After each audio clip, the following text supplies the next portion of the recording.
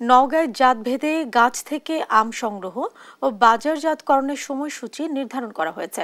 সোমবার সম্মেলন কক্ষে জেলা প্রশাসক মোহাম্মদ আব্দুল আওয়াল এই সময়সূচি ঘোষণা করেন। তিনি জানিয়েছেন, আগামী 22 মে থেকে গুটি আম বাজারজাত করা যাবে। এরপর পর্যায়ক্রমে গোপালভোগ 30 মে, হিমসাগর বা ক্ষীরসাপাত 2 জুন থেকে পারা যাবে।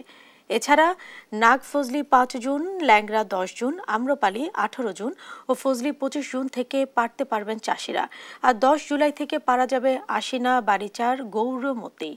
তবে আবহাওয়া বা তাপমাত্রার কারণে আগেই আম পেকে গেলে সংশ্লিষ্ট উপজেলা কৃষি অফিসের অনুমতি নিয়ে আম পারা যাবে বলে জানিয়েছেন জেলা প্রশাসক। তবে স্থানীয় আম যেটা, সেটার জন্য আম সংগ্রহ শুরুর তারিখ হলো 22 মে।